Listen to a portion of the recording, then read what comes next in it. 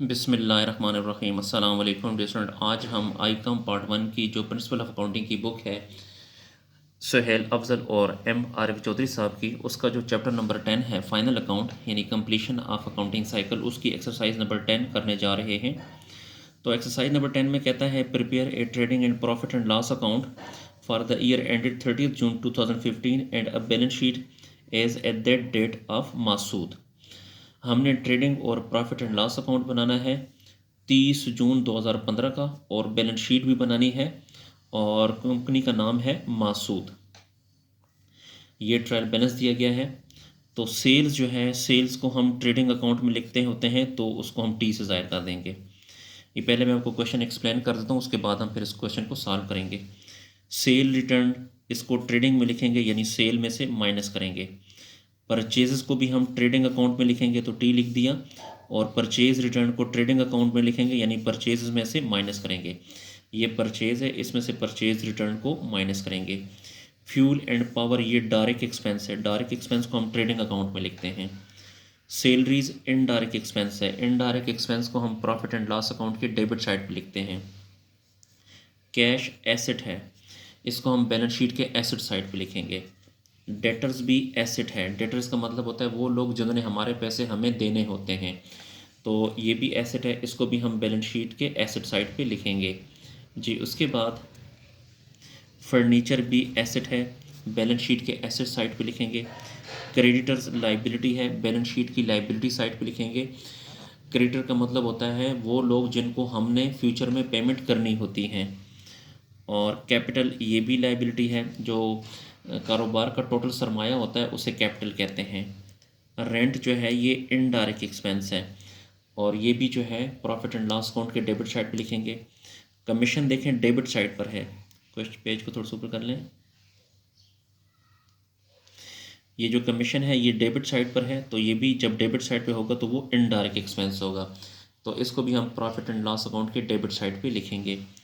Closing stock जो है 1250, एक तो इसको अपने ट्रेडिंग अकाउंट में लिखते हैं और दूसरा इसको हम एसेट में लिखेंगे यानी बैलेंस शीट की एसेट साइड पे लिखेंगे। तो डियर स्टूडेंट, बेहतर ये है कि इस क्वेश्चन को आप अपने सामने रख लें, ताकि जब मैं क्वेश्चन सॉल्व करूँगा तो आपने इस क्वेश्चन की तरफ भी देखना है और सोल्यूशन की तरफ भी देखना है, तो इस तरह आपको इंशाल्लाह अच्छी समझ आएगी। तो सोल्यूशन की तरफ चलते हैं जी। तो ये सोल्यूशन है एक्सरसाइज नंबर 10। ऊपर आपने कंपनी का नाम लिखना है मासूद, और यहाँ पे लिखेंगे trading and profit and loss account, और यहाँ पे फॉर द ईयर एंडेड या एज ऑन जो भी मर्जी लिखें, और यहाँ पे आपने डेट लिखनी है।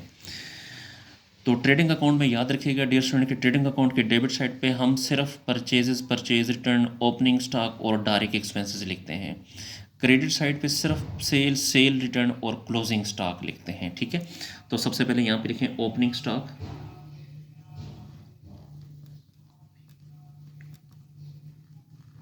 ओपनिंग स्टॉक,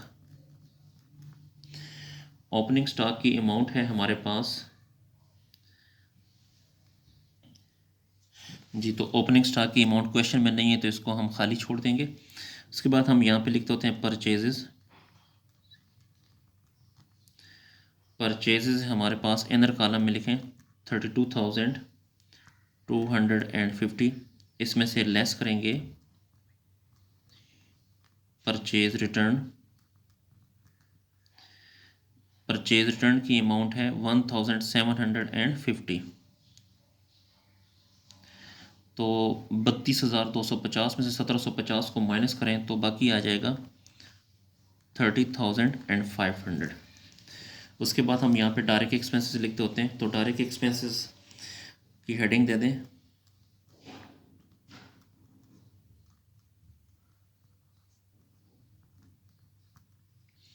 डायरेक्ट एक्सपेंस हमारे पास सिर्फ एक ही है, fuel and power.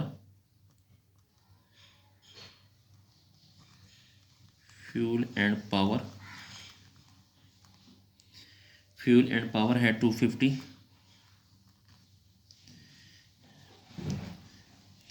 Credit side पे लिखेंगे सेल,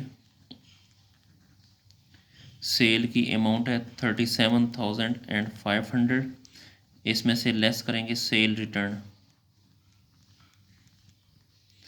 सेल रिटर्न है 1,540, तो 37,500 में से 15,400 को आप माइनस करें तो आपके पास आ जाएगा जी, तो इसमें से ये माइनस करेंगे तो आ जाएगा 35,960। और यहाँ पे लिखते होते हैं क्लोजिंग स्टॉक।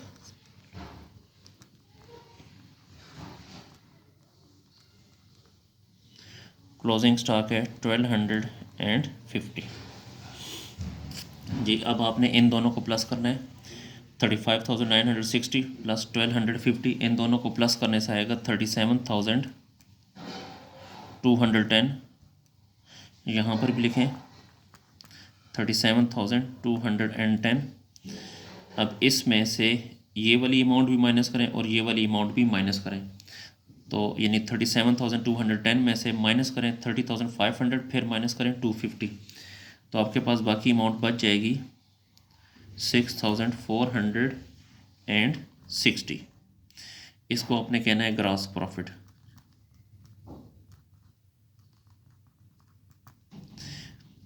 उसके बाद ये डिस्टेंट हमारा ट्रेडिंग अकाउंट कंप्लीट हुआ।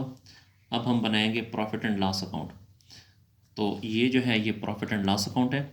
तो प्रॉफिट एंड लॉस अकाउंट के डेबिट साइड पे सिर्फ हम इनडायरेक्ट एक्सपेंसेस लिखते हैं, क्रेडिट साइड पे सिर्फ इनकम लिखते हैं। तो ये जो ग्रॉस प्रॉफिट है ये इनकम है, इसको उठा के यहाँ लिखें।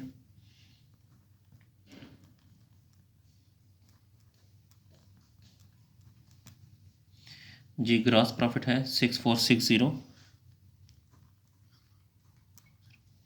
उसके बाद यहाँ पे हम लिखेंगे इनडायरेक्ट एक्सपेंसेस। तो इनडायरेक्ट एक्सपेंस में पहला एक्सपेंस है हमारे पास सैलरीज।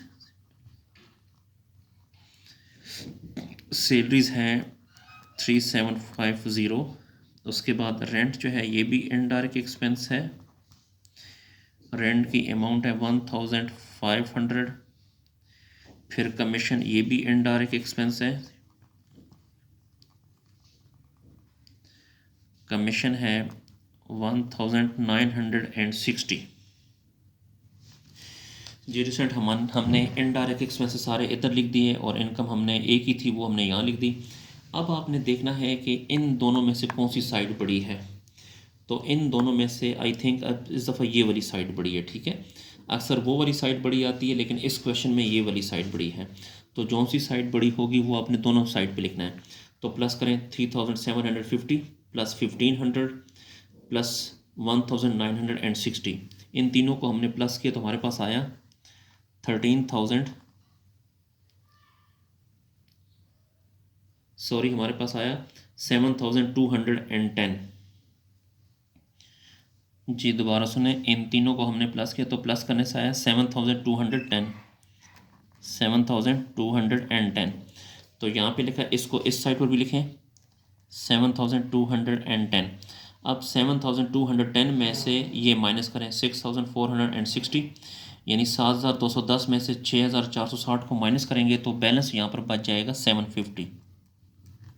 तो इसको आपने कहना है net loss, net loss. Dear student, यहाँ पे आपको मैं बताता चलूँ कि अगर ये बैलेंस इस साइड पर आ जाए तो इसे कहते हैं नेट प्रॉफिट, अगर ये बैलेंस इस साइड पर आ जाए तो इसे कहते हैं नेट लॉस। तो हमारा ट्रेडिंग और profit and loss account complete हुआ जी, ये ट्रेडिंग अकाउंट और प्रॉफिट लॉस अकाउंट। अब इसके बाद अब हम बैलेंस शीट बनाने जा रहे हैं।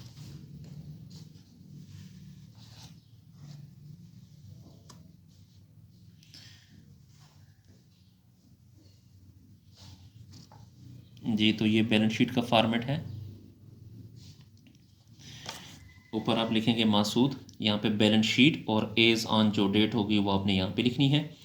एसेट्स यहाँ पे लिखेंगे और लाइबिलिटीज़ यहाँ पर लिखेंगे।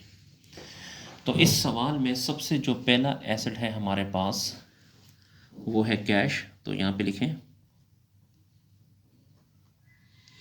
कैश है 1,15,875। उसके बाद डेटर्स ये भी एसेट है, डेटर्स की अमाउंट है 1875। क्लोजिंग स्टॉक ये भी एसेट है,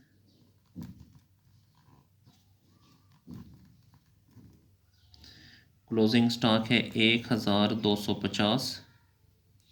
उसके बाद फर्नीचर, ये भी एसेट है।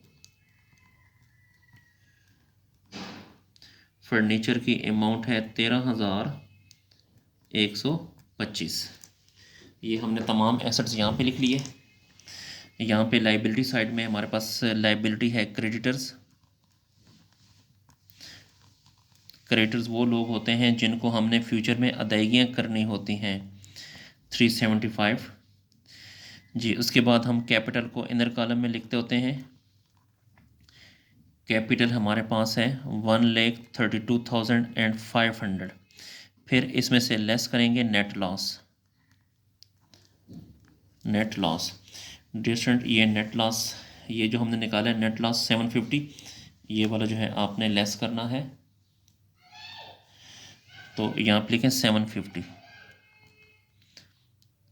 यहाँ पे मैं आपको बताता चलूँ कि अगर नेट प्रॉफिट हो तो वो यहाँ पे नेट प्रॉफिट प्लस करते हैं, अगर नेट लॉस हो तो नेट लॉस को यहाँ से माइनस करते हैं। तो 1,32,500 में से 750 को माइनस किया तो अमाउंट हमारे पास आ गई 1,31,750। ड्राइंग नहीं था इसलिए ड्राइंग हमने यहाँ से माइनस नहीं किया, तो ड्राइंग अगर होता तो वो भी हम यहाँ से माइनस करते। अब इन दोनों अमाउंट को प्लस करें, 375 प्लस 1,31,750, तो इससे आ जाएगा 1,32,125, 1,32,125। इसी तरह इन चारों को भी प्लस करें, 1,15,875 प्लस 1,875 प्लस 1,250 प्लस 13,125, इन चारों को हमने प्लस किया तो इससे भी आ जाएगा 1,32,125। तो यहाँ पे डियर स्टूडेंट अगर आप देखें तो ये दोनों साइड जो हैं आपस में इक्वल हैं। जब ये दोनों साइड आपस में इक्वल होती हैं इसका मतलब ये होता है कि हमारा जो सवाल है वो बिल्कुल दुरुस्त है। डियर स्टूडेंट अगर आपको मेरी वीडियो पसंद आ रही है तो मेरे चैनल को लाजमी लाइक करें और सब्सक्राइब करें, और कोशिश करें कि इन वीडियोस को अपने दोस्तों के साथ भी शेयर करें ताकि वो भी इससे फ़ायदा हासिल कर सकें। अगर आपको किसी पॉइंट की समझ नहीं आती तो कमेंट सेक्शन में जाकर पूछ सकते हैं। अल्लाह हाफिज़।